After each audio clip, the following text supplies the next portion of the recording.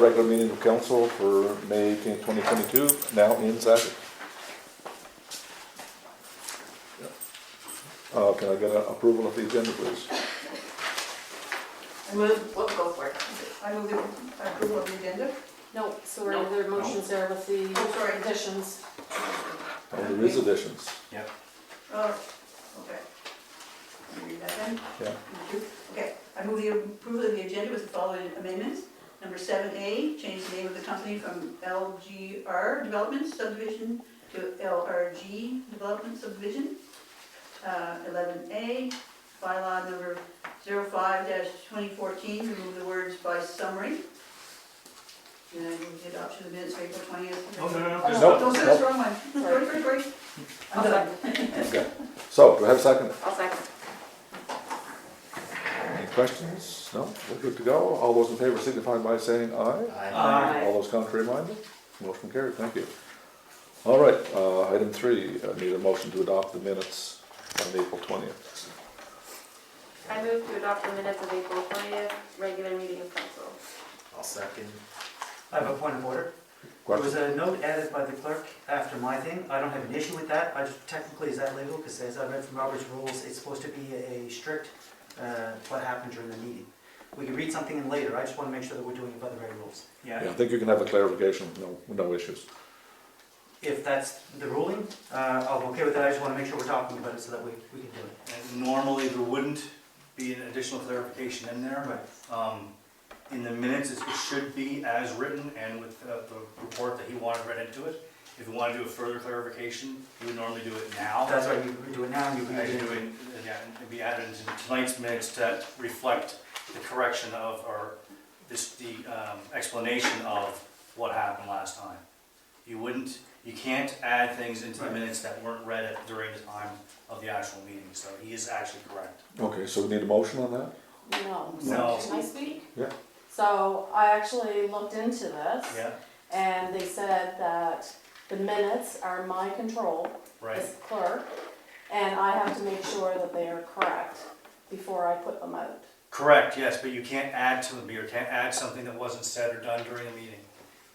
And moreover, I'm not sure what you're correcting. And again, I don't mind it being there. I think it's going to cause people in this room hardship by having it there, but not me. I'm fine with it. That's where we added that an emergency meeting wasn't called, which an Right, emergency you meeting can wasn't state called. that. There was a couple of other things that may not be good, but that was a fair statement. It wasn't an emergency meeting, which is a meeting that we're trying to have. But that should be corrected thereafter. I just want to make sure we set the precedent that we're not, I don't have the power to go back and add stuff randomly. Yeah, it's, being correct is not the same as adding additional commentary. It's not supposed to be done. It just isn't. In fact, it specifically calls out in Robert's Rules of Order that no Exactly. additional commentary would be added to the minutes. Correct, which these were just clarifications.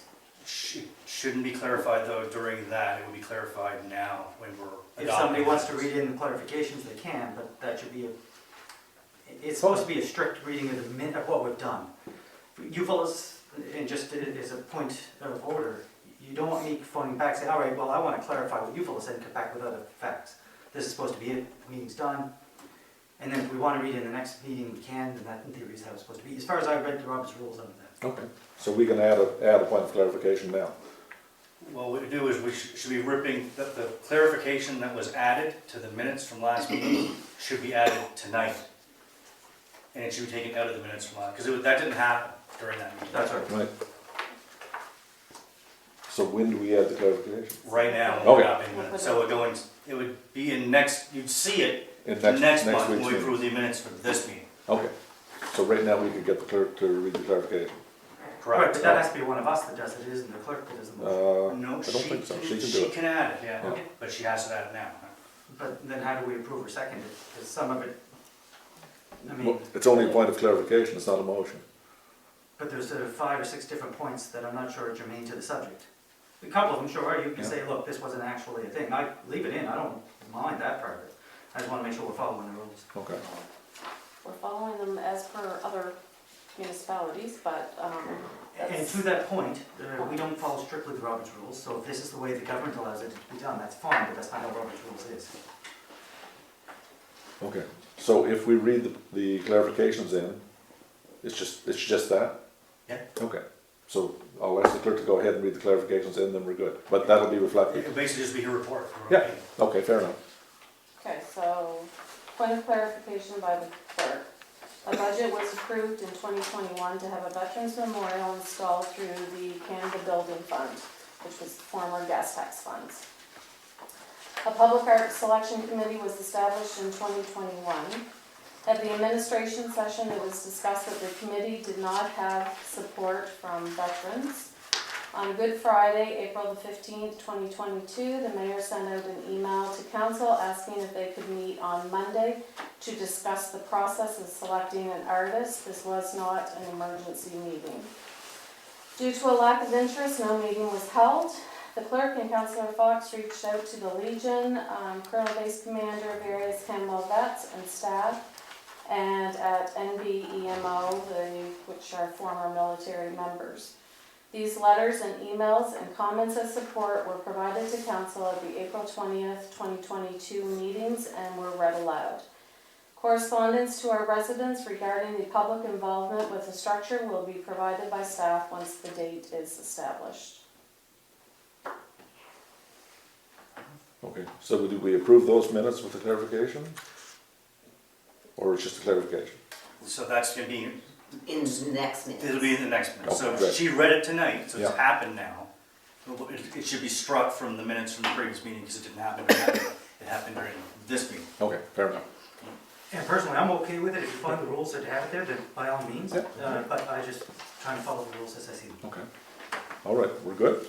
I have a question though, not about that, on a different note. So under 11, which was business arising,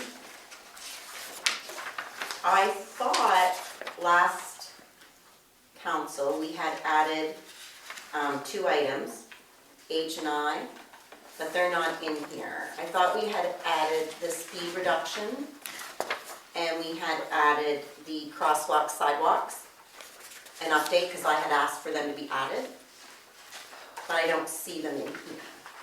And as for point of information, they are actually in the approval of the agenda for last month's minutes. So we did do it. Okay. We did do it. So, Yeah. I don't see them. No, you don't see them.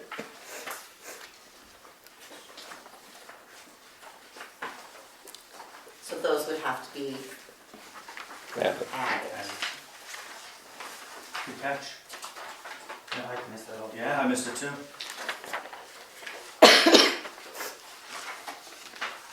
So we add that as a correction to the minutes or an addition to the minutes? Yeah, the correction. Correct. I would table these minutes until next month. Okay. Yeah, we can do that too, just to make the Make Make the right changes. It's a little easier. Okay, good. I'll motion then to table the approval of the minutes till next month. I'll second. Any questions? All those in favor signify by saying aye. Aye. All right, the minutes will be, the motion to approve the minutes will be tabled for the next council meeting.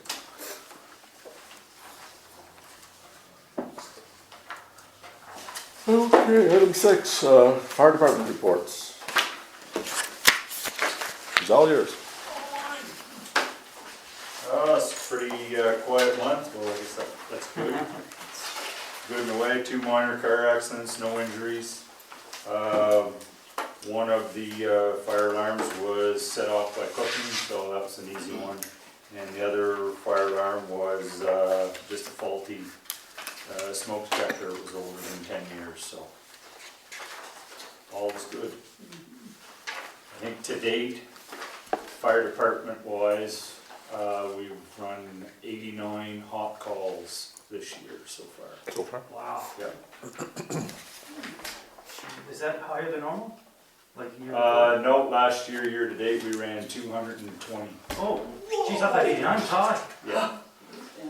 Wow. Oh, That's a significant change, yeah. We've had quite a few grass fires this year. Yeah. Okay, Any questions? okay, can I get a, Thank you. Yeah, Motion to thank you very receive the much. fire department report. See you later. Second. Oh, thank you. Okay. Good? Any questions? No? All those in favor of accepting or receiving the fire department report, please signify by saying aye. Aye. All those contrary minded? Super, thank you very much. Motion carried. Have a good night. Thanks See you later. for us, please. I will. Okay, we're moving into presentation 7A1 by RSC 11 LRG Development Subdivision. We'll have to get Robin on the phone.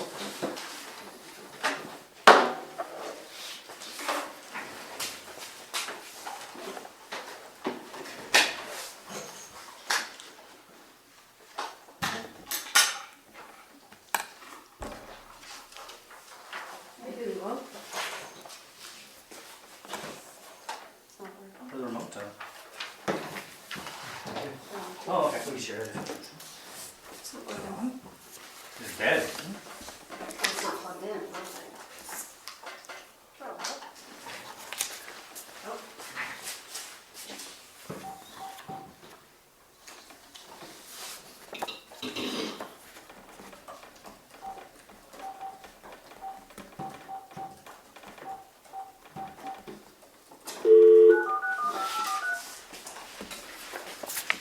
I still don't have power.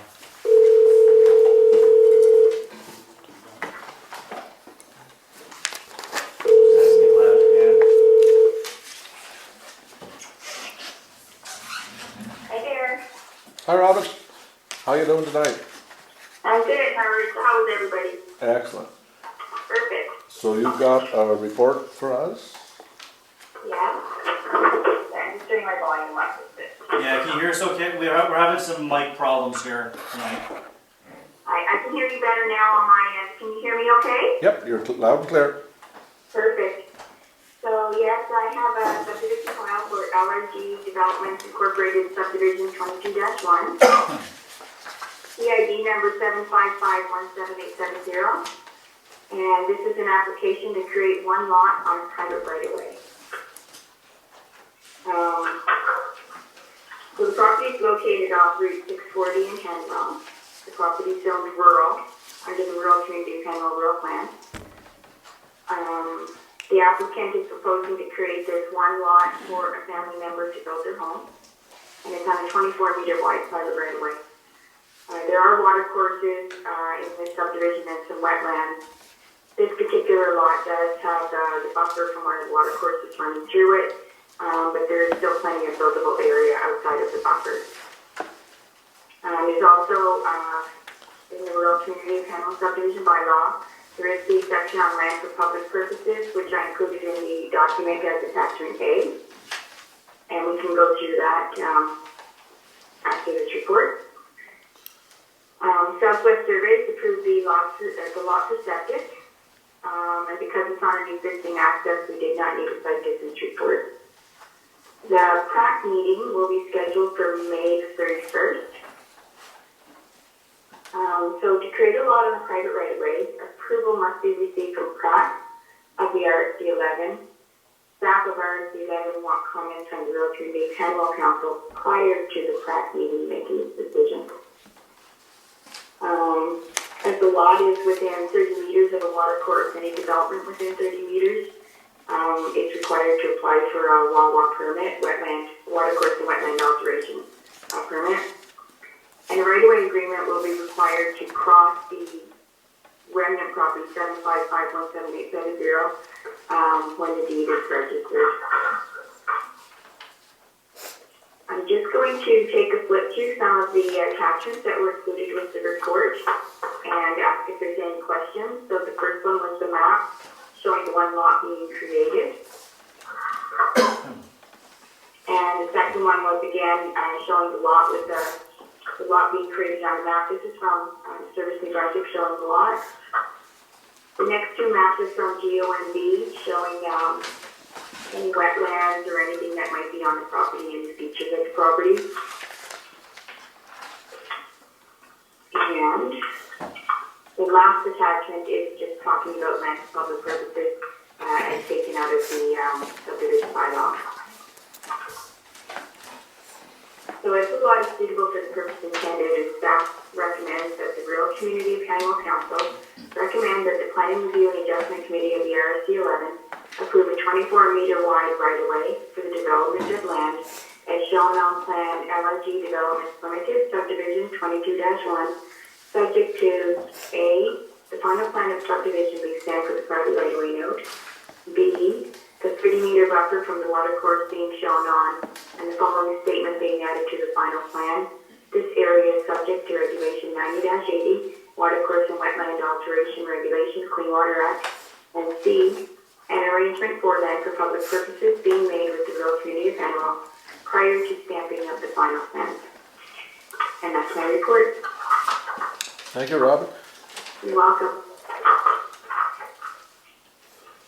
So do we have a motion for 7A1? Can we ask questions first or motion first? Do we have it? Motion first and question.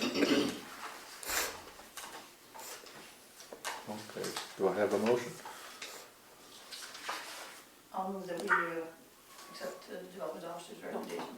It's Oh, this written. one. Yeah, 7A1. Oh.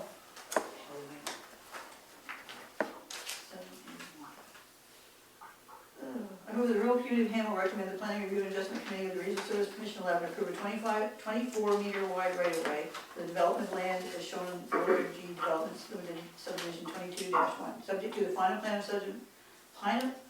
subdivision being stamped with the private right-of-way note, a 30-meter buffer from the water course being shown on the following statement be added to the final plan. The area is subject to Regulation 90-80 Water Course and Wetland Alteration Regulation, Clean Water Act. An arrangement for land for public purposes be made with the rural community of Hanwell prior to the stamping of the final plan. Okay, do I have a seconder? Second. Okay, any questions? I do. We aren't seriously thinking of taking any land for public purposes. No, we're gonna take an amount of 1849.54. Okay, that's the next. Oh, that's the next one, That's sorry. for next report. Okay, we'll talk about it then. Okay, so any more questions? Just a quick, sorry, this is Councilor Septon here, just a quick procedural question. So on May 31st, we have the PrAC meeting. The neighbors are going to know about this before that, so that they're aware? No, our subdivision application is not sent to neighbors. Okay, so where do we put the notice? The notice for what? For the change here, or is there a notice? No, there's no notice. There's no This is notice? Follow zoning, so we're no zoning changements, no variances, anything like that. Very best, that's great, that answered it. Okay, any other questions? Okay, all those in favor of the motion, please signify by saying aye. Aye. All those contrary minded? Okay, motion carried, thank you very much. Now moving on to 7A2. So item number 2 is the land for public purposes report for the LRG Development Subdivision 22-1. So it's the decision of land for public purposes for the one lot being created on the right-of-way. The background of the report talks about the land for public purposes document out of the subdivision bylaw. So under discussion, a review of the Service New Brunswick property assessment online mappings showed one similar building lot being sold with access from the right-of-way, PID number 755-40260, which was 8,097 square meters in area, and it was sold for $40,000. The price per square meter would be $4.94 per square meter. Lot 22-1 on the LRG Development Subdivision 22-1 is 4,680 square meters in area. The value of lot 22-1 as per similar sales on Service New Brunswick Property Assessments database would be $23,119.20. That's calculated by the area times the 4.94 per square meter cost. So the options for this decision, as per the subdivision bylaw, are 1, land up to 8% of the area of the proposed subdivision, in this case up to 374 square meters of land to be transferred to the rural community of Hanwell. 2, a sum of money up to 8% of the value of the property as per similar sales in Service New Brunswick Property Assessments database, in this case up to $1,849.54, which is 8% of the $23,119.20. And option number 3 is a combination of part land and part cash. As a recommendation to the Hanwell Council, it is recommended that the rural community of Hanwell request an amount of $1,849.54 to be paid for land for public purposes. Okay. And that's the staff report. Yep, thank you, Robin. Okay, can I have a motion to move that we take the cash instead of the land, and it's under 7A-2? Yeah, I'd like to move that the rural community of Hanwell request an amount of $1,849.54 to be paid for land and public purposes. Seconded? I'll second it. Okay, any questions? Absolutely. Why are we doing this? Because this is not the purpose of our land for public purposes section. This is exactly the thing that we don't want to be doing here. The idea of these was to, if it was someone building a subdivision, someone bought a piece of land, was going to divide it into, 30, 40, 10, whatever, lots that we're selling them to make money, that's one thing. This is exactly the thing we don't want to be having here, and it's exactly the thing we certainly don't want to be going forward with when we join with Kingsford, because this is the kind of thing that's going to happen all the time. People who are dividing off a lot for a relative or just even to sell to someone privately. This is not what you call a subdivision. That's just the legal term for it. This is not someone out making money who should be paying taxes on that sort of thing. Many other, and it's my own fault that I've been meaning to try and get this done, to bring to a meeting before this, and I will make sure it's done before next month. There are many other communities who do not charge this to people who, basically small landowners who are selling a little piece of their property to, either to a relative or to, they have a farm and they aren't using it as that anymore. And even if they are making a little bit of money, it's not like this is their business that they're making anything from. I think it goes against the spirit of our bylaw. Well, that's lot 22-1. There's nothing stopping them from having 22-2, 22-3, and so on and so on. There's no indication that that's ever been happening. It specifically said in here, did it not, that this was for a family member to build a piece of property on? Robin, is this a family transfer? Pardon me? Is this a family transfer of land? I have no idea. I don't really need to know that. So I just know it's being created for a family member. I respect what the deputy mayor said. She's actually right. I do agree with what you're saying. My problem with that is, where do we as government start deciding who's family and who's not? Where's the line? So in my situation, if I sold a car to my sister, she has to pay the taxes on it. So that's why I'm just kind of looking at it as I go forward. I do appreciate what you're saying, but we'd have to create some clearer lines going forward.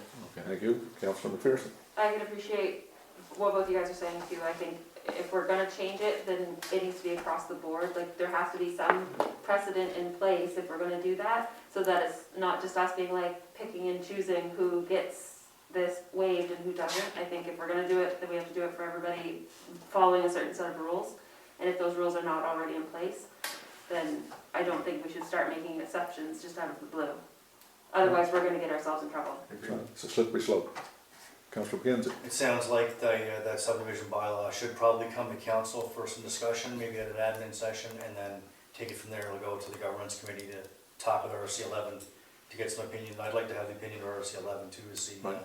what they do across the. Robin, if you'd like to have your opinion, am I correct in that other municipalities do not treat this kind of transfer the same way as we are? It's done different in many of the municipalities, so yeah, they're all different. Some of the municipalities wait till so many lots have been created before it kicks in.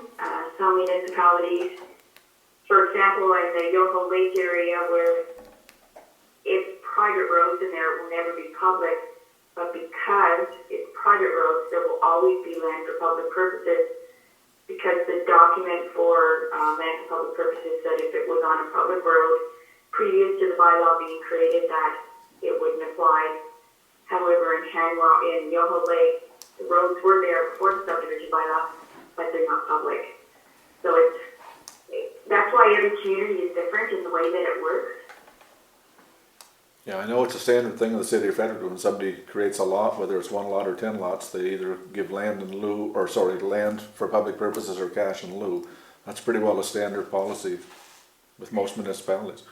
Well, those are standards, but in the way that it's determined in each of the municipalities is a little different based on what they have in their municipality. Okay, yeah, it's either like could be 8%, could be 5%. And it doesn't have to be 8%, it can be up to 8%.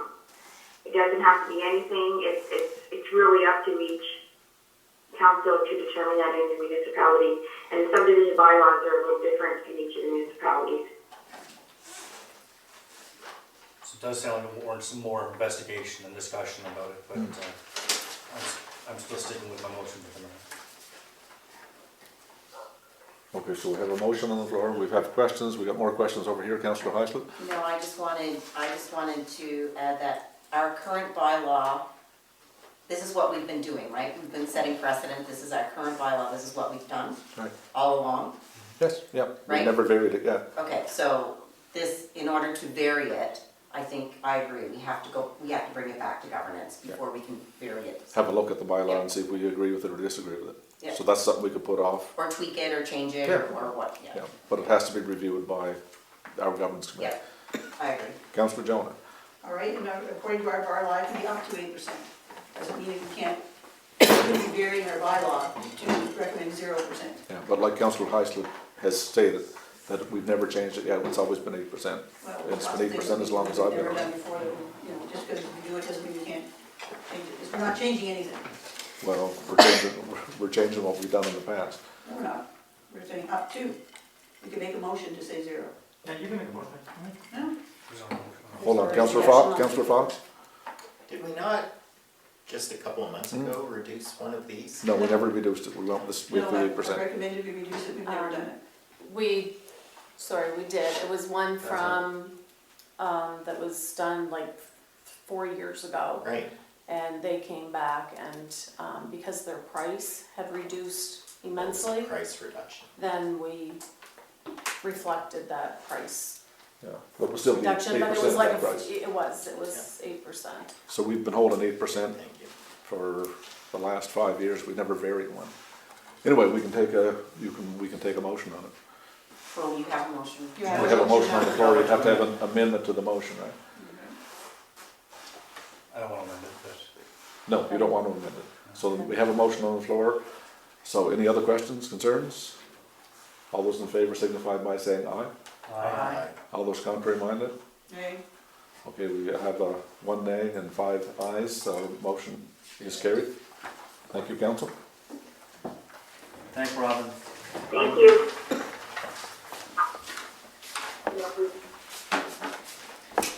This isn't one.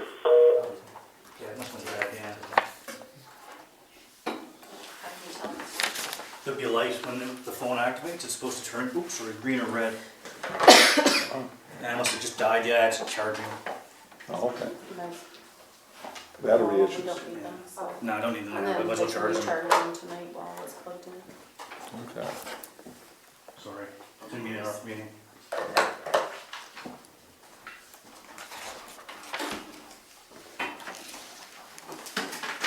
Okay, so, permit application.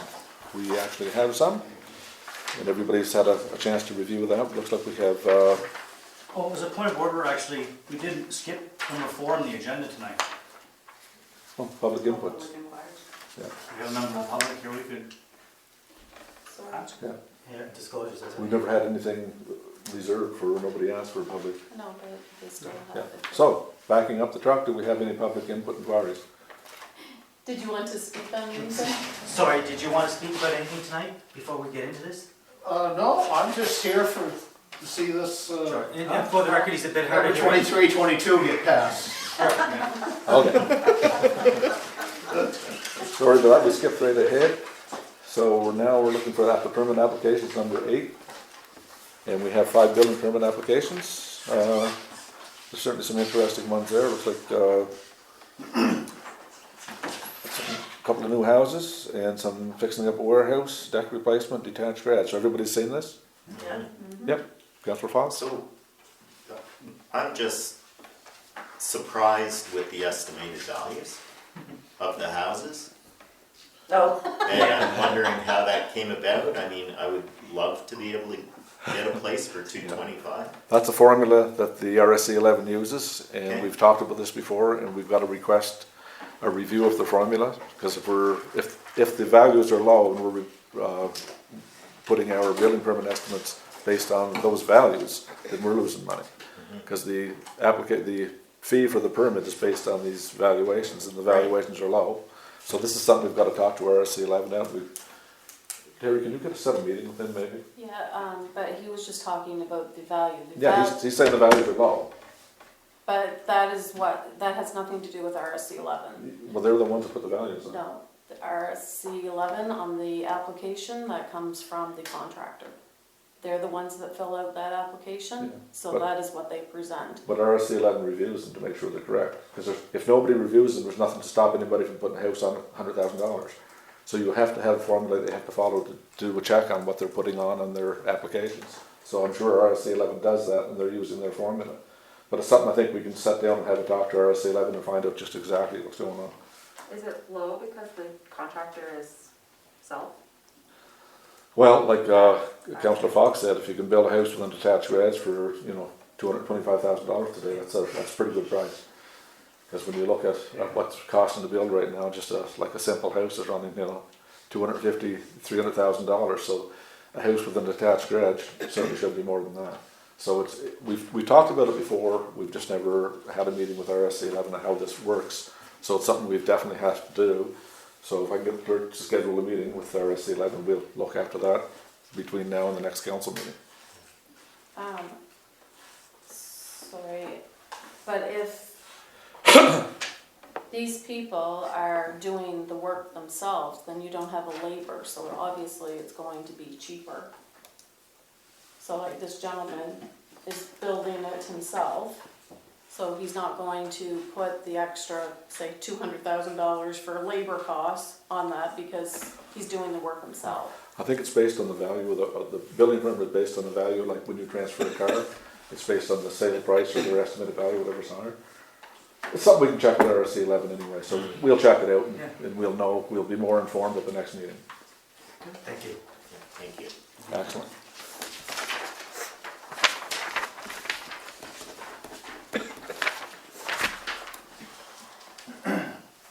Okay, proclamations, right here. The longest day of smiles. I think everybody's seen these on television many times, and they're certainly doing a great job. So whereas Operation Smile Canada recognizes the importance of engaging community members in ways that enable them to use their passion and creativity to encourage positive changes, and whereas the longest day of smiles encourages community ambassadors to raise awareness and funds to help a child born with a cleft condition smile and change their life with free, safe cleft surgery and comprehensive care. And whereas Operation Smile Canada is a volunteer-delivered global medical charity that exists to ensure everyone has access to safe, effective surgery that they need wherever they live in the world. And whereas on June the 19th, 2022, we joined Operation Smile Canada in smiling from sun up to sundown and celebrate changing children's lives, and we challenge other communities to do the same in an effort to provide waiting children with exceptional cleft care and a hopeful future with a new smile. Join the Smile movement by visiting www.operationsmile.ca to learn more. Therefore, I, Dave Morrison, Mayor, do hereby proclaim June the 19th, 2022 as the longest day of smiles in the rural community of Hanwell.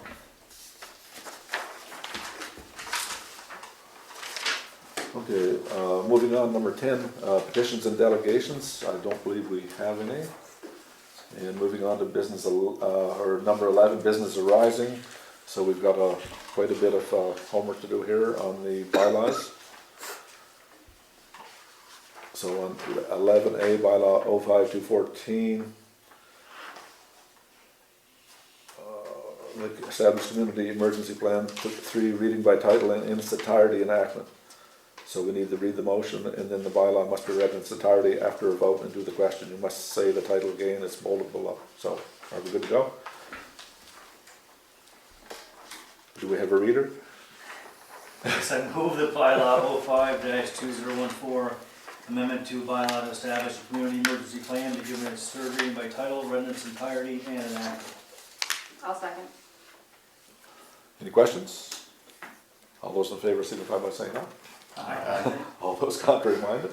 Thank you, Council. I'll ask our normal reader, I hope he's long-winded tonight. All right. One to read through, so go ahead, Councillor McKenzie. Bylaw number 05-2014, amendment to a bylaw to establish a community emergency plan. Pursuant to subsection 10(1)A of the Local Governance Act, SNB 2017, C18, and the Emergency Measures Act, RSNB 2011, C147, amendments thereto and regulations adopted thereunder, Council of the Rural Community of Hanwell hereby enacts as follows. 1. Title. This bylaw may be cited as a community emergency planning bylaw. 2. Definition. In this bylaw, emergency means a present or imminent event in respect of which the minister or municipality, as the case may be, believes prompt coordination of action or regulation of persons or property must be undertaken to protect property, the environment, or the health, safety, or welfare of the civil population. Emergency Measures Coordinator means a person responsible for the oversight of the technical and administrative duties that are necessary to implement the Emergency Measures Plan. The Emergency Measures Organization, EMO, means the New Brunswick Emergency Measures Organization established under Section 3 of the Emergency Measures Act, RSNB 2011, C147. Emergency Measures Plan means any plan, program, or procedure prepared by the province or municipality, as the case may be, that is intended to mitigate the effects of an emergency or emergencies and to provide the safety, health, or welfare of the civil population and the protection of property and the environment in the event of such an occurrence. State of Local Emergency, or SOLE, means a state of local emergency declared by a municipality under subsection 10.2 or renewed under subsection 18.2. 3. Emergency Measures Organization Committee. The Emergency Measures Organization Committee, herein thereafter called the EMO Committee, shall be appointed by council to consist of the clerk or senior management member and members of the public and Hanwell staff. 3 members of the EMO Committee shall constitute a quorum. B. In addition to its other duties and powers under this bylaw, the EMO Committee shall be responsible for 1. Advising council on the development of the municipal emergency plan. 2. Advising council on matters regarding emergency preparedness. 3. Advising council on the members to be appointed to the EMO Committee. And 4. Preparation of the municipal emergency measures plan and any amendments to the emergency measures plan before submission to council for approval. C. Subject to the approval of council, the EMO Committee may negotiate on behalf of the municipality to enter in agreements with other municipalities, with the government of the province, with the government of Canada, with other agencies, or any or all of them, for the purpose of mutual aid, for the formation of joint organizations, or for the employment of their members or resources, all within the terms of the community emergency plan. D. The level of response depends on the severity of the situation or emergency. The Emergency Operations Coordinator will determine the level of response necessary and activate the Emergency Operations Center accordingly. E. Before or upon the event of an emergency, the mayor or deputy mayor will call a meeting anywhere in Hanwell for the purpose of declaring a state of local emergency. Upon the recommendation of the EOC coordinator, quorum will consist of the majority of council. F. In the event that an emergency has been declared, the municipal emergency measures plan will be, 1. The emergency measures plan will be implemented by the EMO Committee in full or in part according to the procedures outlined therein. D. 2. A state of local emergency, SOLE, has been declared, and during the continuation of the emergency, any 3 members of council shall constitute a quorum. 3. Any member of council will be advised by the EMO Committee when an emergency has been declared, and she shall advise the Emergency Operations Center of his or her whereabouts during the continuation of the emergency. 4. A copy of the declaration will be forwarded to the minister responsible for local government and local municipal reform. 5. All employees, servants, and agents of the municipality will advise the Emergency Operations Center of their whereabouts and will be required to carry out duties as ordered by the Director of the Municipal Emergency Measures Organization. In this connection, unless council otherwise stipulates, for services performed during the continuation of the emergency, 1. Salaried persons will receive time and 1/2 their regular hourly rate for time worked in excess of 7.5 hours per day. 2. Hourly paid employees will receive time and 1/2 their regular hourly rate for time worked in excess of 8 hours per day. 3. Casual employees, as required during the emergency, will be paid the usual set rate per hour. 4. When an emergency is declared, the EMO Committee may forthwith procure food, clothing, medicines, equipment, goods and services of any nature or kind for use therein, the payment for which shall be made by the municipality. 6, VI 6, not continuation of the 5. For the duration of the emergency, council may appoint as auxiliary police persons who are recommended to it by the RCMP officer in charge. 7, VII. During the duration of the emergency, council may appoint as auxiliary firefighters persons who are recommended to it by the fire chief. 8, VII. For the duration of the emergency, council may appoint any other persons as deemed necessary by director of the Municipal Emergency Measures Organization. One moment, please, sorry.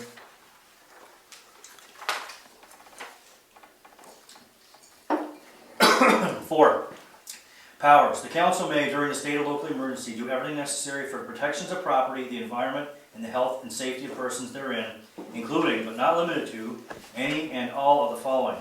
A, to cause an emergency response plan to be implemented. B, to acquire or utilize or cause the acquisition or utilization of any personal property by confiscation or any means considered necessary. C, to authorize or require any qualified person to render aid of such type that person may be qualified to provide. D, to control or prohibit travel to and from any area or on any road, street, or highway. E, to provide the maintenance and restoration of essential facilities, the distribution of essential supplies, and the maintenance and coordination of emergency medical, social, and other essential services. F, to cause the evacuation of persons and the removal of livestock and personal property threatened by disaster or emergency, and make arrangements for the adequate care and protection thereof.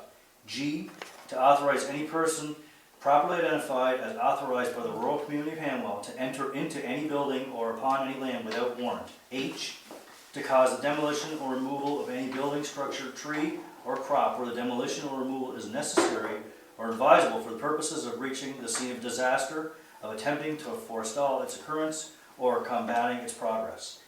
I, to procure or fix prices for food, clothing, fuel, equipment, medical, or other essential supplies, and the use of property, services, resources, or equipment. And J, to order the assistance with or without remuneration of persons needed to carry out provisions mentioned in this section. For the duration of the state of local emergency, council may appoint other persons as deemed necessary by the director of the Emergency Operations Center. When this bylaw is silent as to any action to be taken during the course of a local state of emergency, the provisions of the Emergency Measures Act of New Brunswick shall apply. 5. Indemnity. No person shall have any claim against the rural community of Hanwell or its agents for any claims for damages whatsoever of nature or kind which may be caused at any time during carrying out the provisions of this bylaw. 6. Enforcement. When implementing the emergency response plan pursuant to this bylaw, any person properly identified as authorized by the rural community of Hanwell has the right at any time to enter upon any property. This bylaw shall come into effect on the day of enactment thereof.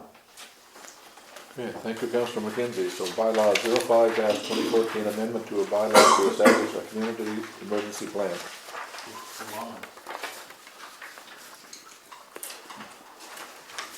Okay.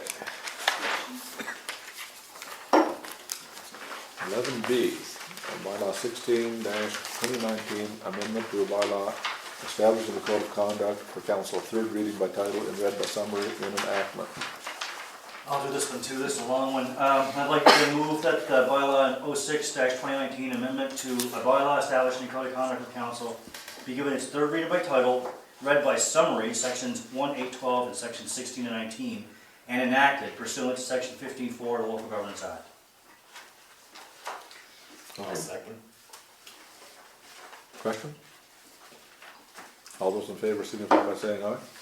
Aye. All those contrary minded?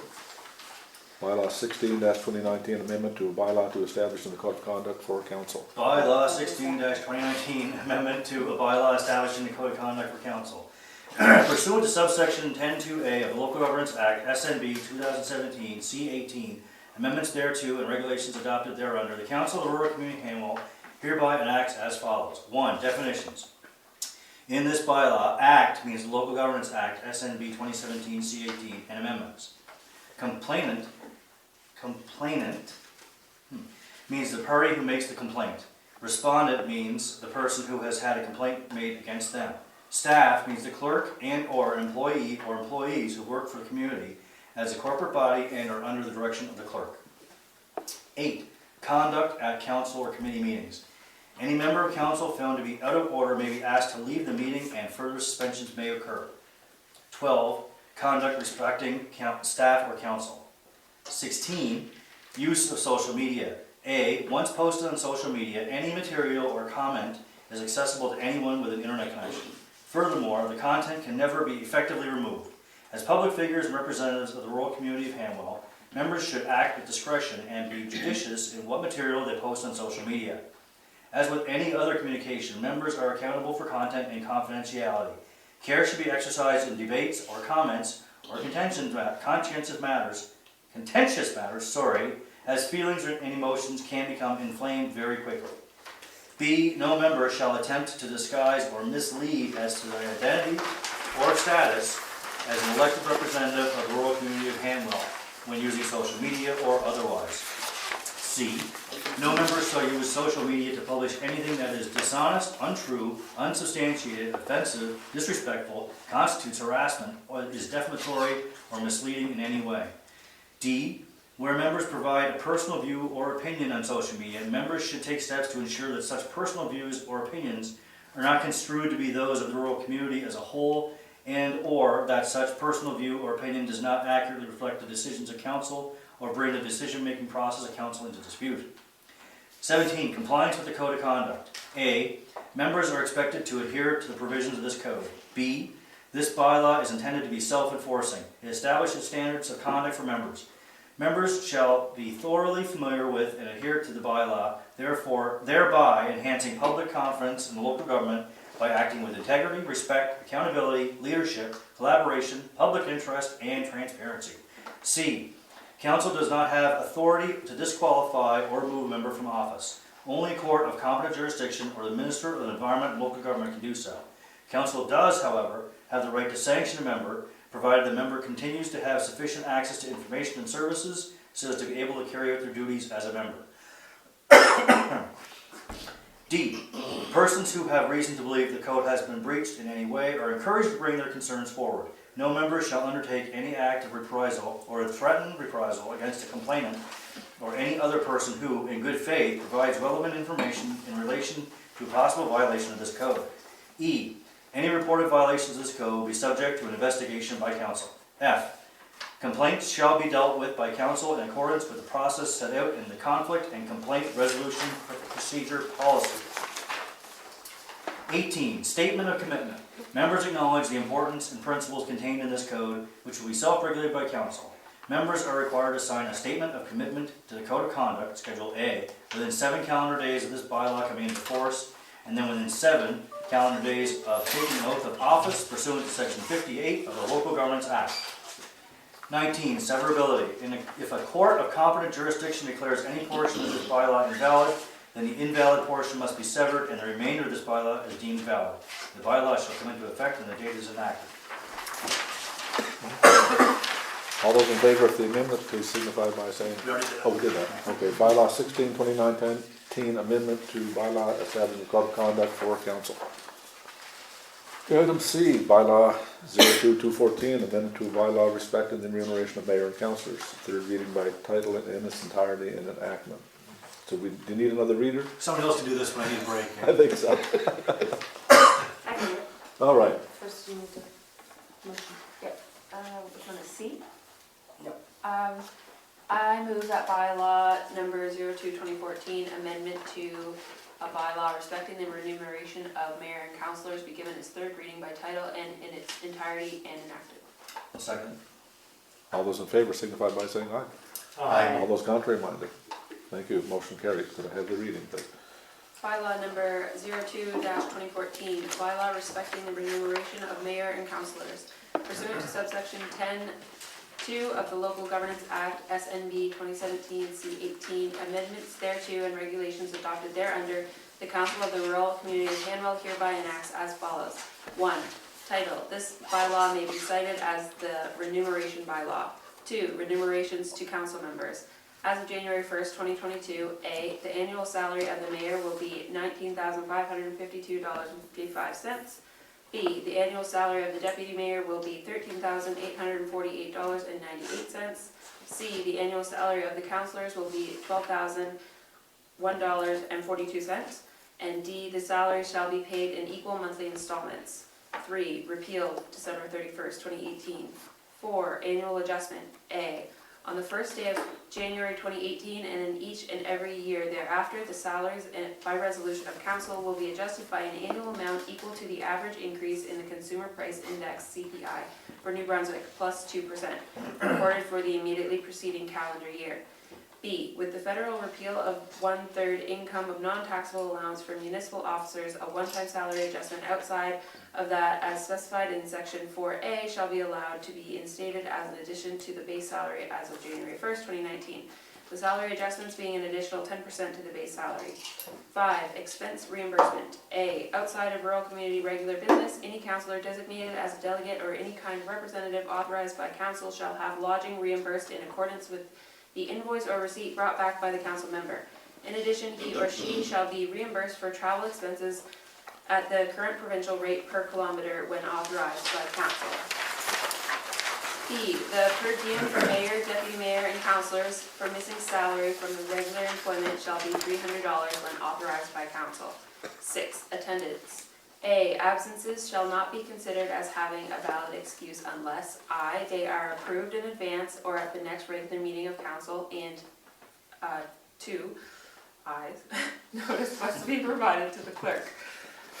B, per section 51G of the Local Governments Act, if any member of council or the mayor is either 1, absent from the local government by not attending any meetings or participating in interactions with the rest of council for more than 2 months at a time, or 2, absent from 4 or more consecutive regular meetings of council without either having an illness or prior approval of council, then that person shall be removed from office and the seat shall be declared vacant.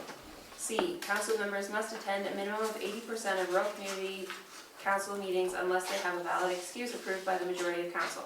Any member who attends less than 80% of regular meetings of council over a 12-month period, including crossing a calendar year, shall be penalized by having an equal amount to the percentage of absences deducted from his or her salary for the remainder of the current calendar year. 7, amounts owing. A, any newly elected or re-elected mayor or member of council that has any amount owing to the rural community, as an example but not limited to outstanding fines, expense items, loans, rental fees, and or other expenses, must pay the owed amounts to the rural community prior to being awarded payment of their remuneration. B, if the amount owed is not repaid, the monthly remuneration will instead be given to the rural community for as many months as required until all owed expenses are paid in full. 8, election. If there are any called meetings or mandatory training for mayor-elect or councillors-elect after an election, but prior to the first meeting of the new council, they will be paid $100 per day of meetings attended. This bylaw shall come into effect on the date of enactment therefrom. Okay, so bylaw 02-214, amendment to the bylaw respecting remuneration of mayor and councillors. Okay, D, bylaw 22-2022, a bylaw respecting the closing of retail business in the rural community of Hanwell. Third reading by title in its entirety in enactment. Do I have a reader, please? I move that bylaw 22-2022, a bylaw respecting the closing of retail businesses in the rural community of Hanwell be given its third reading by title and in its entirety and enacted. All those in favor signify by saying aye. Aye. Any questions? Was it seconder? I'll second Oh, it. sorry, seconder, yep. So we have a seconder. Any questions? All those in favor signify by saying aye. Aye. All those contrary minded? Thank you, motion carried. Do I have a reader for bylaw 22-2022?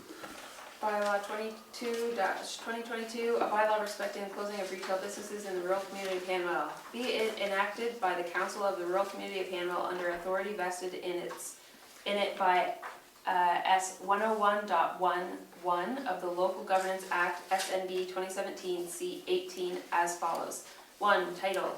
This bylaw may be referred to as the rural community of Hanwell closing of retail businesses bylaw, hereinafter referred to as bylaw. 2, definitions. For the purposes of this bylaw, Weekly day of rest means a prescribed day of rest as defined in the Days of Rest Act, SNB 1985 CD 4.2. Retail businesses means the renting or offering for rent, selling or offering for sale any goods, chattels, or services by retail as defined in the Days of Rest Act, SUPRA. 3, permitting the operation of retail businesses. All retail businesses are permitted to operate on the weekly day of rest as defined in the Days of Rest Act, SNB 1985 CD-4.2. 4, enactment. This bylaw shall come into effect on the date of enactment therefrom. Okay, bylaw 22-2022, a bylaw respecting the closing of retail business in rural county of Hanwell. Okay, then we're moving on to bylaw 23-2022, which is a bylaw to regulate the emissions of dust from construction and private roads. Third reading by title and in its entirety in enactment. I move that bylaw 23-2022, a bylaw to regulate the emissions of dust from construction and private roads, be given its third reading by title and in its entirety and enacted. I second. Question? All those in favor signify by saying aye. Aye. All those contrary minded? Motion carried. Thank you. Do I have a reader? I guess we have to read it now. Yep. Bylaw number 23-2022, a bylaw to regulate the emissions of dust from construction and private roads, whereas council is empowered to regulate, prohibit, and impose requirements to protect and enhance the well-being of its community in relation to nuisances, disturbances, and other objectionable situations. Now therefore, the Council of the Rural Community of Hanwell hereby enacts as follows. 1. Title. This bylaw may be cited as the Dust Control Bylaw. 2. Definitions. In this bylaw, bylaw officer means law enforcement employee of a municipality charged with the enforcement of bylaws, rules, laws, codes, or regulations enacted by local government, employees of the rural community or staff of the Regional Service Commission 11 for the enforcement of bylaws are designated as bylaw enforcement officers for the purpose of enforcing this bylaw. Dust means fine, dry powder consisting of tiny particles of earth or waste matter lying on the ground, carried in the air. Rural community means the rural community of Hanwell. 3. Dust control. A. Every person, 1, in carrying out construction, excavation, repair, demolition, or any activity ancillary thereto, or 2, in depositing or removing any soil shall apply water or another dust suppressant to prevent the emission of dust that is liable to disturb the peace, rest, enjoyment, comfort, or convenience of individuals or the public, or to foul or contaminate the atmosphere. B. Every person who owns a private road shall 1. Apply water or another dust suppressant to the road to prevent the emission of dust that is liable to disturb the peace, rest, enjoyment, comfort, or convenience of individuals or the public, or to foul or contaminate the atmosphere. 4. Enforcement. A. The Rural Community or Regional Service Commission 11 may issue a notice in writing to a person not in compliance with Section 3 of this bylaw, requiring the person to comply with Section 3.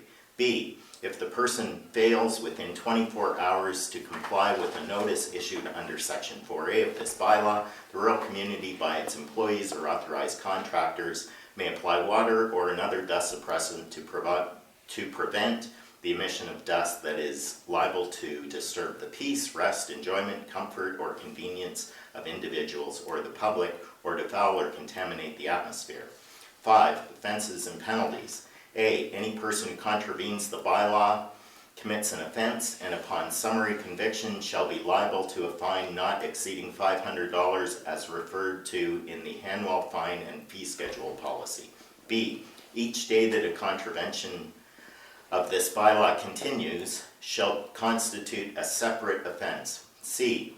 This bylaw may be enforced by means of a ticket in accordance with the Local Governance Act SNB 2017 S 147 to 160. D. The dollar amount shown in column 3 of the Hanwell Fine and Fee Schedule policy established the fines for the corresponding offenses there noted. This bylaw shall come into effect on the date of enactment thereof. Bylaw 23-22, a bylaw to regulate the emissions of dust from construction and or private roads. Moving on to item F, bylaw 24-2022, a bylaw to regulate the use. But is it, I can do effective the date? I can do a couple more. That's today. You got your win? I got it. I can do this one if you want. Sure. They'll have to answer that, those things after Well, some- I'm good, I like reading the long ones anyway, but. This week. Holly, wanna go ahead? The enactment is, It's up today. So today? Yeah. Today. Yep. Today. Now. Good. Okay. Okay, a bylaw to celebrate. regulate the use of public parks within the rural community of Hanwell, third reading by title and its entirety and enactment.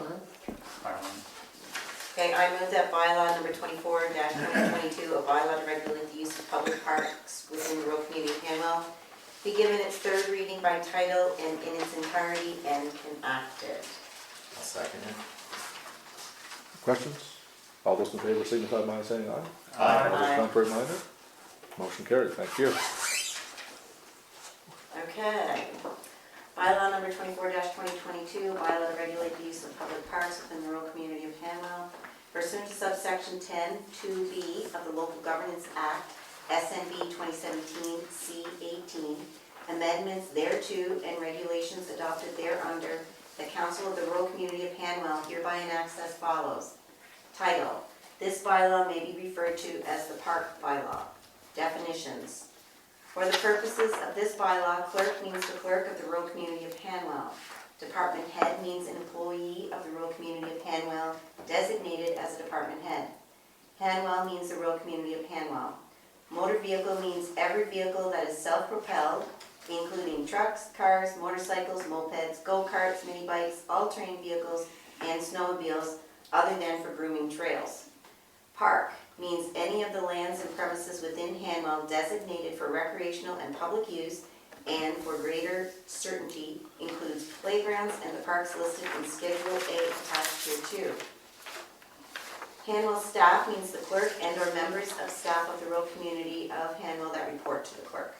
General: No person shall drive, ride, or park a motor vehicle, snowmobile, or horse in or upon a park within Hanwell except on such roadways and or areas as designated for their use. No person shall, without first obtaining approval in writing from the clerk, A, light a fire within a park, B, use a park or any portion thereof for the purposes of holding or carrying on a fair, carnival, bazaar, show, circus, or operate a canteen outlet. C, pitch a tent, park a trailer or recreational vehicle in a park. D, loiter or remain in a park between sunset and 1 hour before sunrise of the following day. E, hold any public gatherings or meetings within a park without obtaining permission from the clerk. F, no person shall tamper with or injure any flowers or any flower bed, vegetation, or any tree or shrub growing or being on a park, or any kiosk, bench, or other article or thing therein or thereon, or shall damage, injure, or foul any park or any part hereof in any manner whatsoever. No person shall leave, throw, drop, or deposit, or permit to be deposited any bottle, glass, rubbish, refuse, waste paper, waste, or trash of any kind in a park, except into containers specifically provided for that purpose. No person shall permit a dog to run loose in a park except for designated areas. Dogs must be secured on a leash, and any excrement from a dog must be cleaned up immediately by the owner or the person having control of the dog. Enforcement: any person who violates any provision of this bylaw and is guilty of an offense will be provided a warning or a fine for the first offense issued by Hanwell staff or an authorized bylaw enforcement officer under the policy -2022-05 Rural Community of Hanwell Fee Schedule. Yes, bylaw 24-2022, a bylaw to regulate the use of public parks within the rural community of Hanwell. Just a point of information. Oh, sorry, yeah, you got it? Yeah. Letter D there is, should be, includes except when walking or hiking. That spot was missed. the paper, maybe perhaps, if you're looking, she's looking at the electronic copy. Oh, I am. It's slightly different maybe on the, Oh, okay. Yeah. it's except while walk, just for Oh, audio number D, yeah. recording, this is except when walking or hiking. Yeah. And just on another note, it referred to Schedule A, which the assistant clerk and I just realized that we don't have attached to your bylaw. Schedule A was just the names of the parks that we currently have. Thank you. Okay.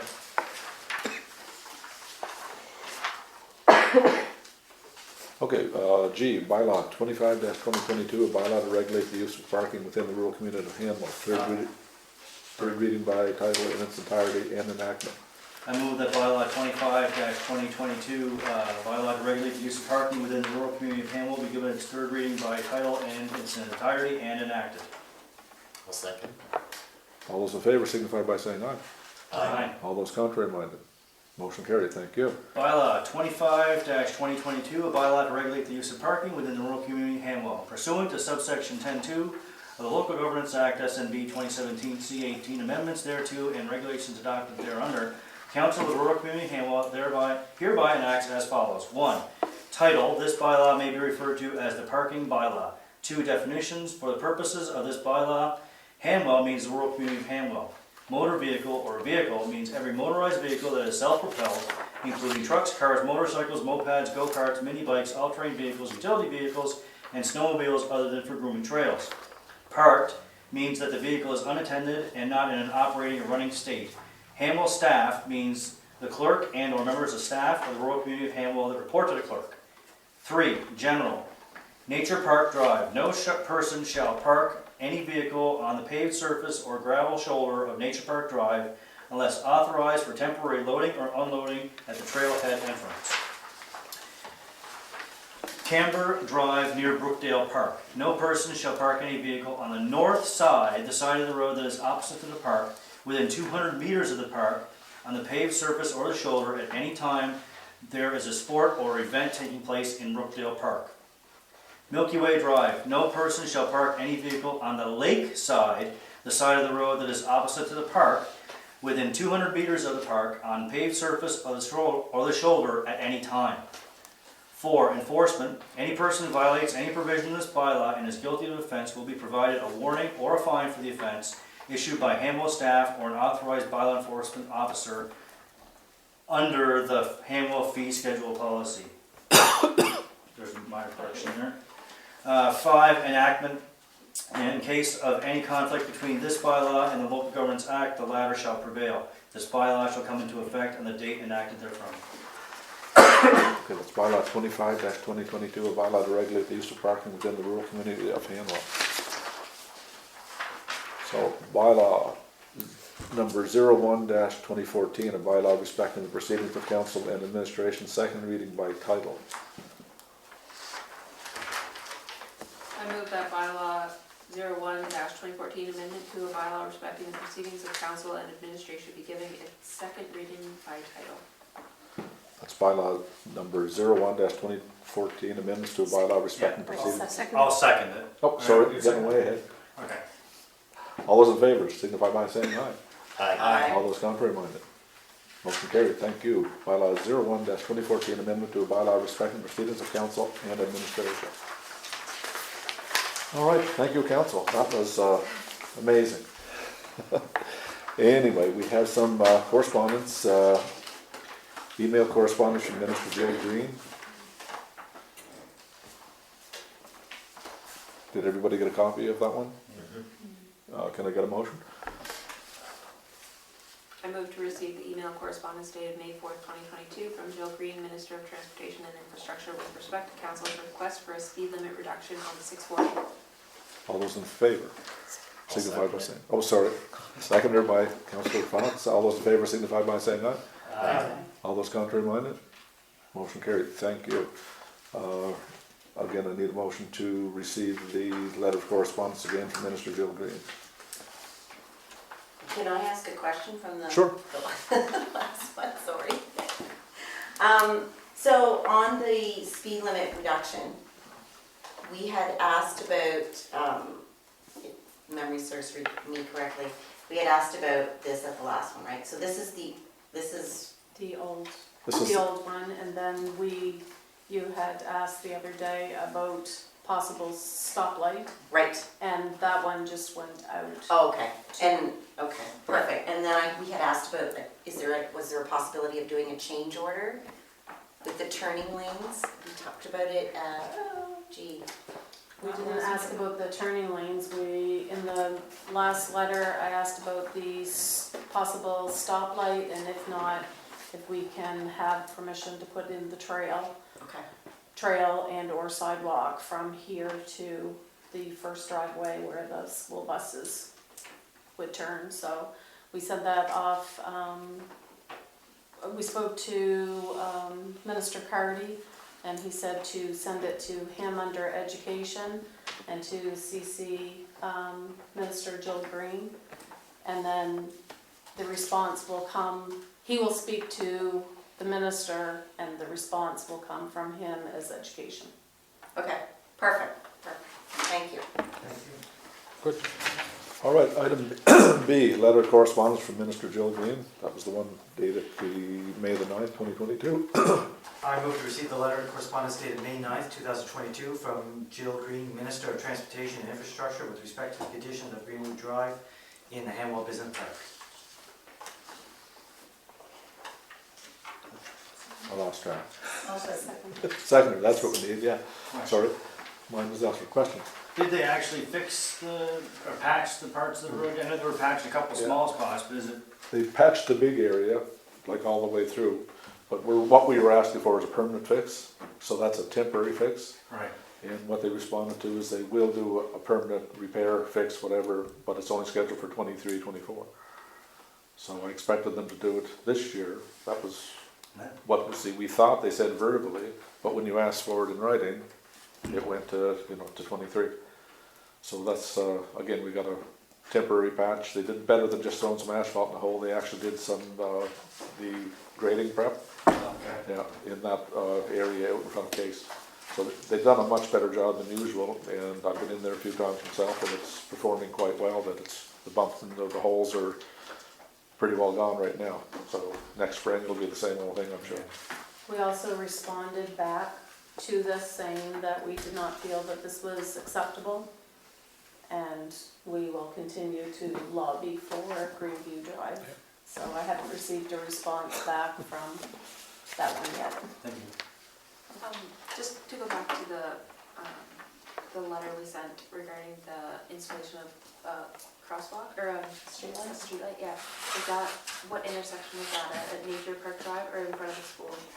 Right here. Okay, thank you.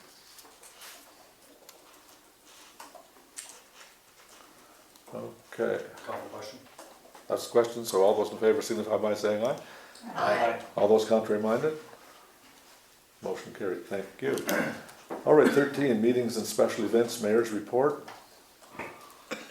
Can I get a motion to receive that report, please? I move to receive the mayor's report as presented. Seconder? I'll second it. And I'll just have I don't know if anybody was aware, I had a meeting yesterday with Chief Atman. Very interesting gentleman. He's the chief of the Kingsclear First Nation. What he was requesting was he wanted to find out, he didn't know anything about government reform. It was all new to him. So we spent some time talking about that and updating him as best as I could with that. And he's certainly very open to having a relationship with Hanwell.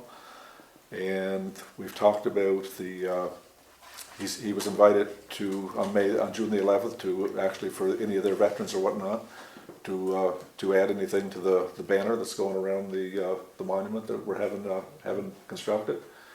And I talked to him about maybe having a drum ceremony or something up there when the date to be established down the road, where we're going to present that monument to the public.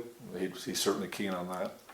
So he's very open to having a good relationship with Hanwell. And like I said, he's a really interesting guy. He's easy to talk to. He's very knowledgeable. He's just for a point of what I was kind of amazed by. He's a 20-year veteran of the U.S. Marines. So he's been all over the world with the Marines. So he's got certainly some interesting stories. And I'm looking forward to, certainly having a relationship with the Kingsclear band. For sure. So hopefully we can get some invitations going back and forth, because they're certainly open to that, and I'm sure we are too. That's cool. Yeah.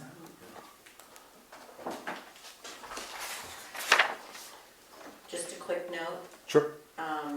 May 10th, annual crime forum, Yes, should be forum, not 4 a.m. 4 a.m. 4 a.m. thank you. Just if you're putting it out here anywhere, it's like, okay, Yeah. just noticed it. Spell check, didn't get me there. Nope, didn't get you. So the 4 a.m. is a real word? Google it. Yeah, I know we had, Councillor Septon was at that. Did anybody have any questions pertaining to that event? So hopefully that will continue, because Dominic Cardy, our MLA, the Honourable Dominic Cardy, mentioned of pursuing this a little further and trying to get between him and the public safety, explore the possibility of getting another couple of officers to patrol in Hanwell. So if we can accomplish that, that will be a plus. We talked about doing it through the taxation system, possibly if they could do a flat rate. I spoke to a fellow from local government there today, and the only thing they can do, if we want to set up a subunit for, say, if we want to do a subunit for the non-residential properties, but they've got to do it by tax rate, not a fixed amount. So again, any payment for that extra patrols, if we wanted to do that, it would be based on a rate to their assessment. So again, you'd have people with low assessments paying X amount, and people with higher assessments paying an additional amount. Like any other rate, is based on their assessed value. And what is the rate? Would it be like 1 cent? Again, have no idea. Has to see if we can do it. To see what public safety comes back with, and see if they would, maybe we could pay, the business committee could pay for a couple of members to patrol at night in Hanwell, pursuant to just a Hanwell, not all over the Region 11. Yeah. And there's another possibility that they talked about too, is hiring a security firm to kind of do the same thing, and either they would get together and do a payment on it, or vote to have it put through on their taxes. So it's all kind of in the works. What will come of it, like basically who knows, but we're starting to go down that road, and we'll basically see what happens.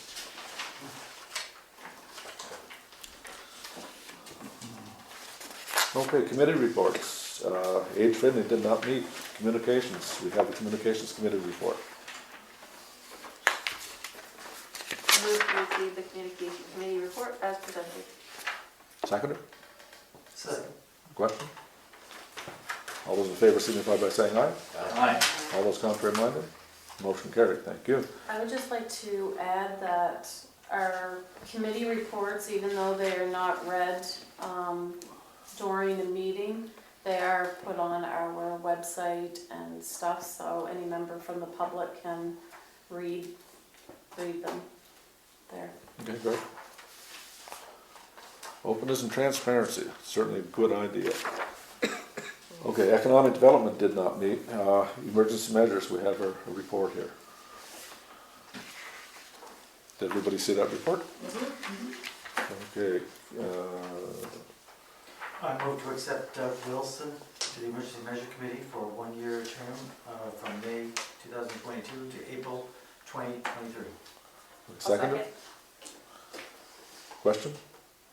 All those in favor signify by saying aye. Aye. All those contrary minded? Motion to accept Doug Wilson to the Emergency Measures Committee for a 1-year term is approved.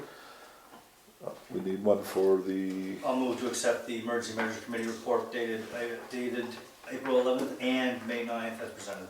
okay. I'll second. Seconder, question? All those in favor signify by saying aye. Aye. All those contrary minded? I just want to say to members of the public, because we are being recorded, we have actually, in the last 2 months, had 4 members of the Kingsclear Island View area that has joined our emergency committee. So I think it's wonderful that even though this whole amalgamation doesn't start until January, we're bringing the communities together, and especially for a very good, for a good committee. Good cause, for holiday, sure. Yeah. So I just wanted to say thank you. Okay, so all those contrary minded? Motion carried, thank you. Finance did not meet, governance and policies did not meet. Point of information, we did, but it was too recent to have a committee report ready for this meeting, so it'll be in the In next the council. next meeting, okay, sounds good. Thank you, Councilor McKenzie. And Parks and Recreation, I move to receive the Parks and Recreation Committee report as presented. A second? question? All those in favor of receiving the Parks and Recreation Committee report as presented, please signify by saying aye. Aye. All those contrary minded? Motion carried, thank you very much. Item 15, Treasurer's Report. Okay, so I wasn't able to get the treasurer's report out to you before this evening, so once again, the interest is now being calculated on our bank accounts, so the interest and stuff are listed here for each of the accounts. The other day, we were approved again for our Canada Building Community Fund, which is the former gas tax fund, and it is in the amount of $338,599, and this will be deposited before July 31st. An additional $12,000 plus HST is required for the bridge project, which is part of the multi-purpose surface, to cover costs that were needed for liability purposes to bring the bridge up to code. And I have more details on this later on in my other reports. Brookdale Park has been transferred to the Rural Community of Hanwell. The insurance is being transferred as of June 15th, so an update will be provided next month with the cost for that. And this is a perfect time because ours also renews right around that same time, so they can just put everything all together. Soccer and T-ball registrations are open and going extremely well. My bank statement is now 11 pages since the first of the month, and it's typically 3 pages for the entire month, so I have many $45 entries. T-shirts are ready to be picked up from Club Fred, and all of the supplies from Tim Hortons, the shirts, shorts, balls, medals, and socks should be delivered in the coming months. So Tim Hortons donates all of these for our kids, so I believe there was, I think it's figured out to be 196, maybe, that they do. Anyway, so it was a very large amount, so it's all for the smaller groups, or younger groups, sorry. We received the building permits fees for January to March in the amount of $20,703.40. We also received the land for public purposes that was approved couple of months ago, and that was $5,840. In the coming weeks, local government will be working with staff to start the budget process for Entity 62. So they will be the government this year has decided that they will do a template of what the budget is going to be for all of the communities. So we literally only have to plug in numbers. And that's because we're going to have possibly up to 5 different tax rates for different areas this year. Any contract, say for garbage and recycling that was in Upper Kingsclear, they will be staying within that contract until it is over. So we may not see that come forward to us for possibly 2 years, like into the second year. So we'll have a few tax rates, but they are doing an Excel sheet, and so that everybody will have the same stuff. So I am going to need a motion for my treasurer's report, and also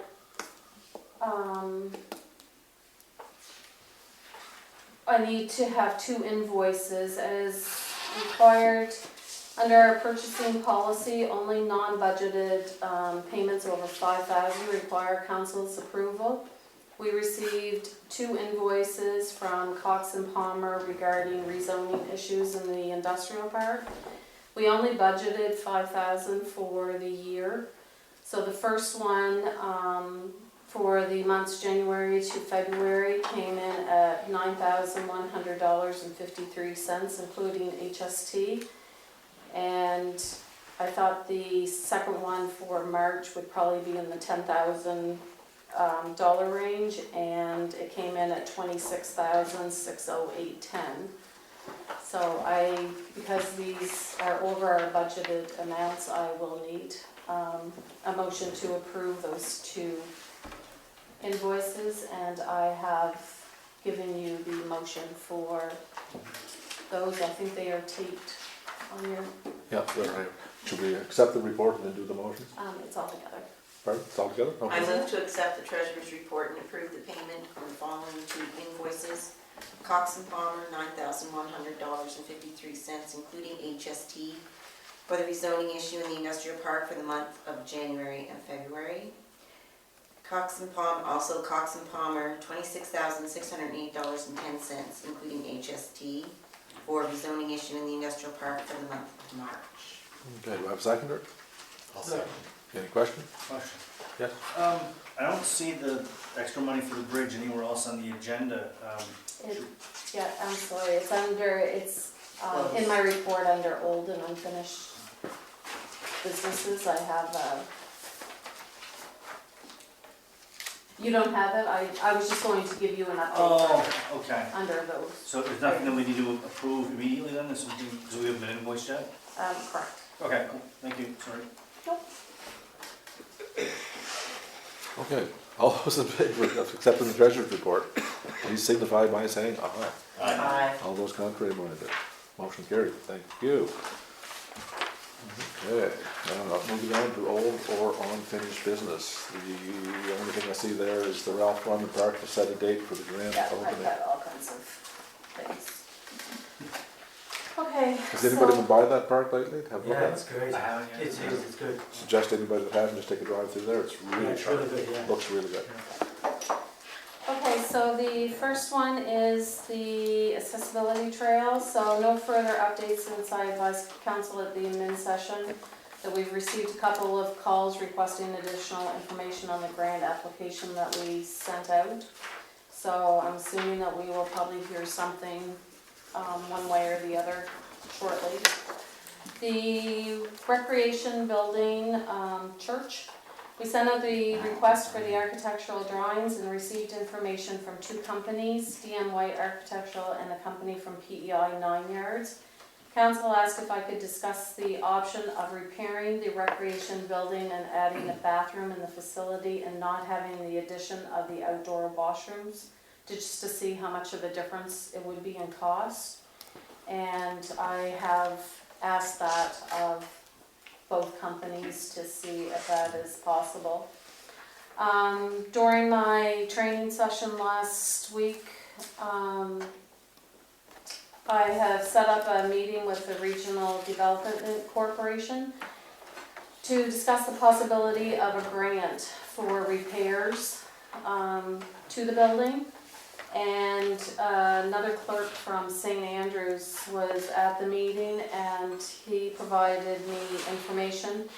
There is funding available through Enabling Accessibility Fund. It's through Employment and Social Development Canada, which will fund up to 50% of costs for accessible washrooms.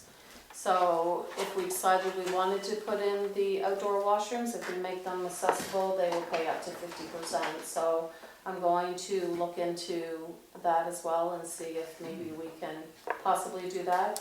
Calls for applications open in June, so as soon as they start, I will apply and see what we might be able to do on that one. The multi-purpose hard surface. So the walking bridge in the quote was intended to be a deck bridge with railings that you would kind of use like on your personal deck.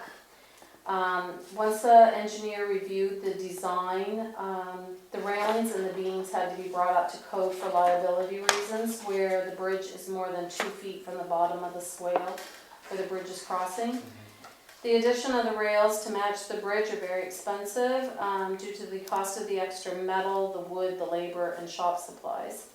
The estimated additions to bring the bridge up to code is approximately $12,000.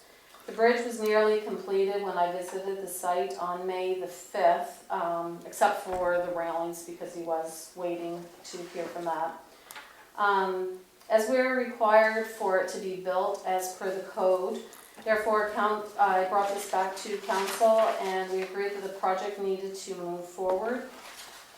Once the final total is determined, I will bring this forward again so another motion can be made because it might not be the full 12,000 or whatever, so once I actually have an invoice.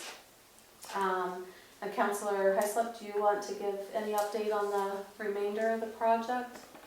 I don't have any other update on it. Okay. None. Okay, so the next one is the solar array project. So we received the grant for $41,422, which represents 60% of the cost of the panels to have them installed on the community center. The grant is through the Regional Development Corporation, the Rural Economy Fund. I contacted Clear Power Solutions and they will be able to install the panels the end of August or the first week of September. And they were here yesterday looking at our electrical system just to see if anything else had to be done. So I was talking to them in St. John's this afternoon and they're going to review everything and then get back to me to see if we need anything else. And I've already reached out to our electrician and told him all about it and we'll set up a meeting from there. So the Ralph Gorman, happy to say the playground is installed and being enjoyed by many. We've already received a couple of emails saying how much they liked it and stuff like that. So I've got a couple things that we're going to need to discuss. So the fence on the side of the playground closest to the mailbox, they were removed and we need to install another one. So the mayor and I spoke with JIL Enterprises that had installed the playground when we removed the fence and asked if they would do a quote to oversee the installation of 100 feet of black 6-foot fence. And it came in at $49,000 plus HST. Excuse, sorry, $4,900. Oh, I was gonna say. Wow. More than the moment Sorry. Hello? That woke me up. Yeah. Sorry, $4,900 plus HST. Okay. So this can just be part of the park expenditures through gas tax or whatever, and it is under my limit or whatever, so we don't need to have a motion. So I spoke with Peter McLaughlin from Department of Environment this afternoon. We discussed the pond on the adjacent property. As you know, the resident is willing to exchange for us filling in the pond to give us the property to square, Yeah, square it up. he'll donate the property to square that property off and give us extra parking at no charge as long as we Fill in the pond. fill the pond in for him at his request. So that's kind of like an exchange in services, I guess. Yeah. So I wanted to know if we were able to do that through environment or if the Wawa permit had to be done. So he said that as long as there's not an outlet to the brook or the lake, and from the aerial view that we looked at, it didn't seem to be. So he just asked me to, he suggested that I fill out the Wawa permit and send it to them and they will make that decision. He said this should be a very quick answer within a few days. It's not a big deal. So So I'll fill out the application this week and we'll advise council of the results. So if permitted to fill in the pond and the property is transferred to us to square up the lot, do you want to have that black fencing installed there as well? Right now, it's kind of like that old, It's just the split rail fence, It's the a old cedar cedar log rail. fence. yes. Yeah. So do you want to leave that or order the, I'd say do it all at the same time personally. Yeah, maybe, good idea to hold off on the fencing on the northerly side until we decide there. Okay. So then have the fencing all done at once. Right. Yep. Makes Okay. I sense. think it should be the same personally. Oh, yeah. Okay. Yeah. So Jeff Lanahan from JIL Enterprises suggested that we also have large rocks placed around the grounds of the playground so that people do not drive on that peat gravel. So just kind of put bigger ones or whatever. So I believe that Frederick Hart said that he would probably be able to find us Find us some rock, yeah. boulders or whatever, but I just wanted to make sure Great that idea. is what you wanted. Yeah. Okay. I also reached out, excuse me, to DTI to ask if it was possible to put in a culvert and have the parking lot at the other end of the lot, closer to the brook. So right now, it's kind of where the mailboxes is, which is really close to the playground, so, right? So if we put it kind of where the old playground used to be, down at the other end, put the culvert in the ditch, and then we could just put in a little driveway right there, and then a few cars could park right there at that end, you know what I mean? Yep. Okay, Kind of extend the culvert for easier access to the parking lot. yeah, All contingent on whether we can get the additional land for parking, right? Or is that going to do that anyway? no, because we don't have that parking until we get the new parcel. But yeah, because there's a little bit of parking there, not a lot. Yep. Yeah. So DTI said that his staff looked at the existing culvert and the area in which we wanted to put in the new driveway. The addition of the culvert is at Hanwell's responsibility. DTI has gotten out of the business of doing this due to their workload and limited resources. So we would have to hire a contract to carry out the work. It's preferable to connect the culvert, although longer culverts do tend to be more difficult to maintain. So we could leave a gap between the two culverts if there is enough room to do so, and there was. So where the driveway is now, that culvert that is under the driveway is metal and really should be replaced as soon or whatever, but we could leave quite a distance and then just put in another culvert at the end instead of having to fill the entire ditch with a culvert. Old metal culverts, like the one that is currently there, has a tendency to lose their integrity as they start rusting. So replacing the existing one is probably not a bad idea either, so it's something that we can think about. If we move the parking lot, do you want the dome climber and the two springers moved closer to the new playground, or leave it and just have picnic tables or benches placed between the two locations? So it was my understanding that we were going to move them. However, the way the parking lot is right now, they can't because somebody is going to be driving right up to the Springer kind of thing. So they left them the way they are. But do you want, in future, if we do put the parking lot down at the, kind of at the end, you want to bring those up further to the new ones? Or we could just put in a couple of benches or a picnic table in between, and, or maybe we want to just leave the domer there and put maybe the springers, because right now the springers, just 1 second, the springers are not really to code because they're very close to the dome climber or whatever. So if somebody falls off of the dome climber, you don't have that fall Hit their head or something on the springer, yeah. resistance or whatever. So it is something that we can think about, but I just want you to be thinking of what we are going to do. Operational shouldn't be. Yeah, and when we fill in the pond, there may be more salient decisions right now, though, until we know that. Yes, yeah. So, grand opening. We need to set a date for the grand opening. Do you guys have any certain time that you would like to do that? I was kind of thinking, June 25th, I know is Parks and Rec, because you guys were gonna do a barbecue or something? Yeah, we were thinking, yeah, but it wasn't all finalized. So, Was it?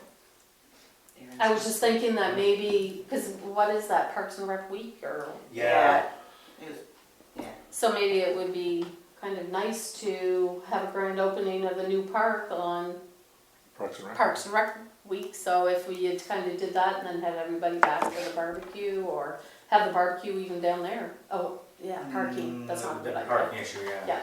So maybe do the grand opening and then come back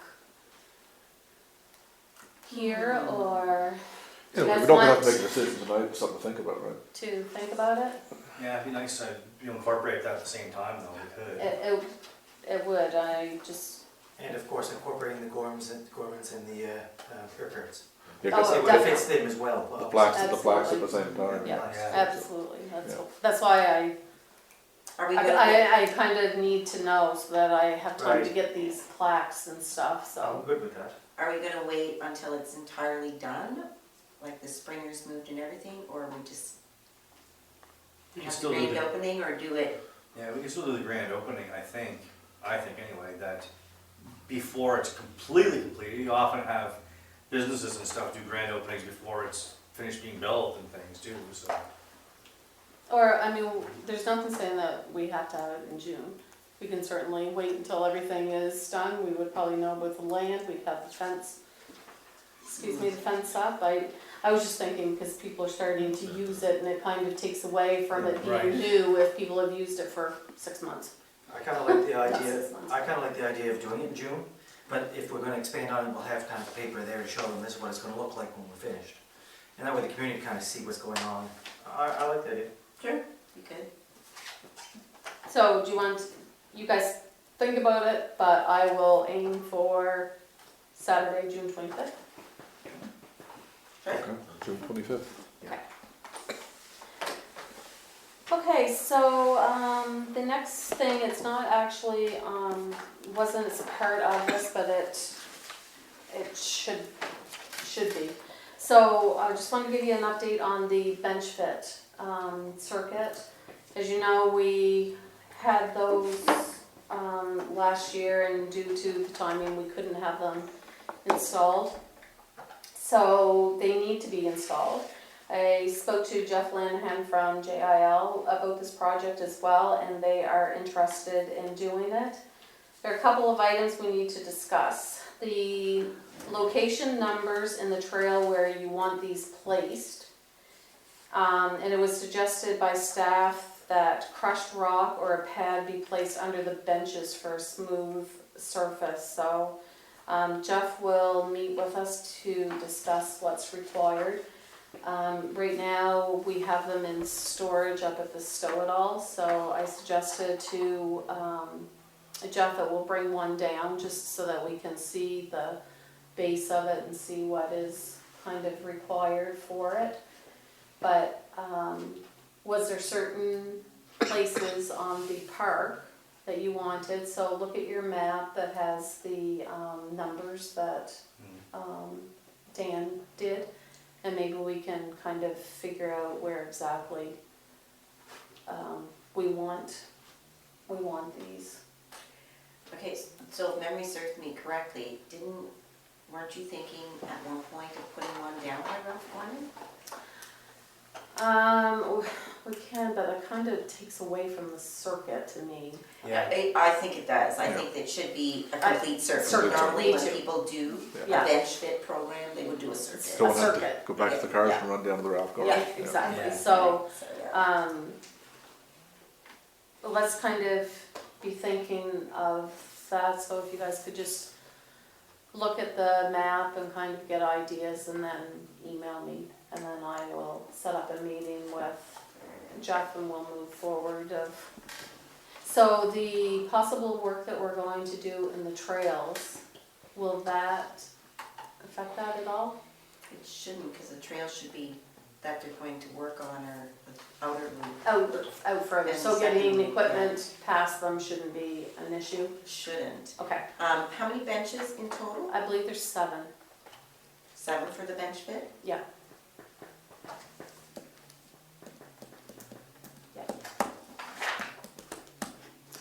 So that's all the updates that I have on those. I have a quick question for unfinished business. The, for entity 62, because the park over in Kings Clear was being donated by the local government to the municipality, I thought we were gonna reach out to see if they could do it at the same time to potentially get our lease here done at the same time. Do we have any update on that? No, No? no. No, as in there's no update, or no, they're not willing? No, there's no update Okay. on it. It's all still pending. Still pending? Yeah. They were asked though, right? Yes, yep. Okay, cool. I brought it up to Brittany. I've got another meeting with them and I'll just see if she knows any more, but. It would be nice if that would happen. Yeah. Oh, yeah, that'd be a Saves plus. a lot of work. This is the time to do it. Oh, yeah, definitely, no question about that. All right, so that was it for new business, or old and unfinished business. We don't have any new business. Upcoming activities, got a babysitter's course on May the 21st at 9 a.m. Hanwell Days, May 28th, 29th. Communication Committee meeting June the 6th at 5:30 p.m. Administrative meeting June the 8th at 7 p.m. Parks and Rec Committee meeting June the 14th at 7 p.m. and a council meeting on June the 15th at 7 p.m. So, do we want to take a 5-minute recess? It's 10 to 9. I don't know if we're going to have to go past 9 o'clock or not. I'd like to motion, just in case, I'd like to motion to extend the meeting past 9 PM if it's required. If required, but should we just keep carrying on then? Carry on. Soldier through it? Who any seconder? Second. No. Seconder on the request Motion to to extend.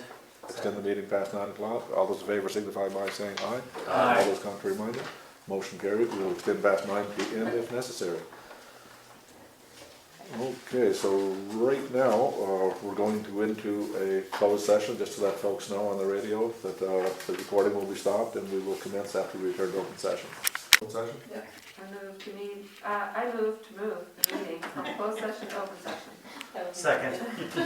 Okay, all those, any questions? All those in favor signify by saying aye. All those contrary minded? Okay, we're now back in open session. You want to turn on the mic, Eugenie?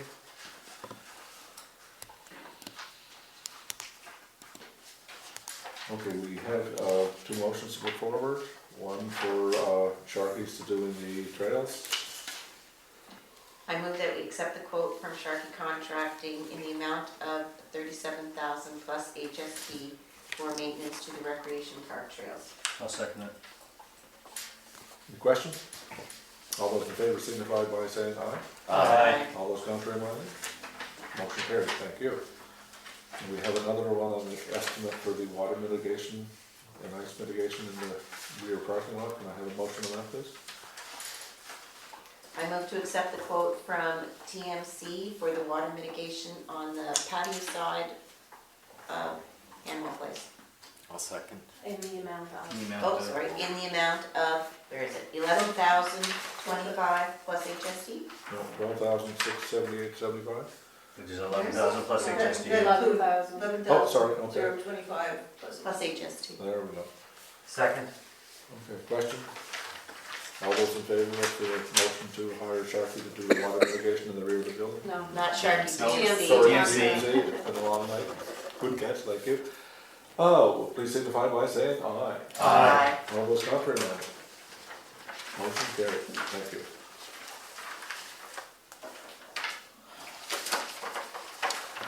Motion to adjourn? Second to adjourn. Okay, so our next meeting will be, regular council meeting